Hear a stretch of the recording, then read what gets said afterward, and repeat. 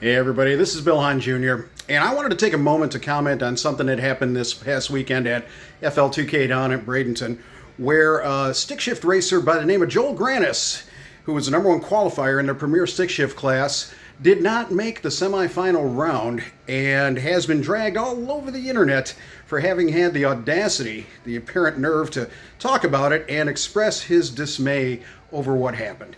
And I've watched it. I commented on one of his threads yesterday, and I got dragged all over the place too. Joel came back today with a video where he showed that, to the best of his ability, there was only one call for the class in that semifinal round, and there were no further calls. And then 18 minutes later, they sent the class without him. Now, tough deal, absolutely. It can't be undone. We can't rerun the class. We can't reel this back in. But what we can do is study what happened, and with any luck at all, perhaps gain some clarity. If it wasn't for the fact that Joel was getting dragged so hard for this, I probably wouldn't even have stepped up to try to make this. But I understand what happened. Joel heard the first call. He presumed, because of what had been happening throughout the weekend, that there would be another call, maybe even a third call.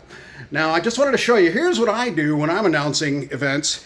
I use this guide that wasn't even my idea. I got this from another announcer. And here you'll see every class I call.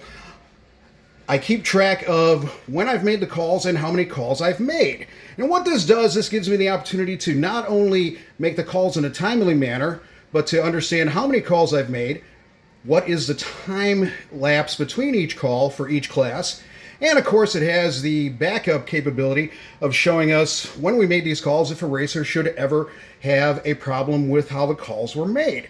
Now, I think this is a great tool. I don't know what was used at FL2K in this regard, but I know that if we use something like this, we can go a long way towards preventing stuff like this from happening.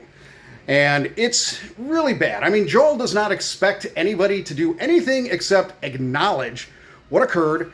And with any luck at all, we can all look at what happened and maybe prevent it from happening in the future. You know, I've made statements like, hey, they should have stopped the program. People say, well, they had texts, they had all new speakers in the place.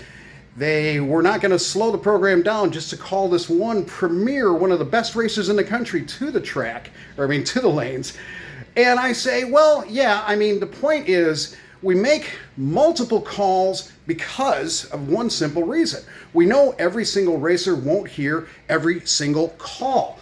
That's why we make multiple calls. So I don't know what happened. I wasn't there. I'm not trying to second guess everybody. But again, I wouldn't be having this conversation right now if it wasn't for the fact that Joel has just been abused for having had the temerity and just the presence to talk about it. So listen.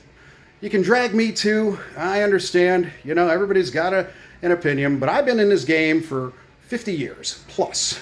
I've been involved in this sport on every level, as a racer, as a builder, as a promoter, as a manufacturer, as an announcer, as a host. And I know what we really ought to be doing in any given case when it comes to something like this. I'd just like for everybody to, take a step back. Let's put the meanness down. Let's just say, hey, Joel, tough deal, but with any luck at all, we can learn from it, and we can all strive to do better in the future. Bill Hahn Jr. out.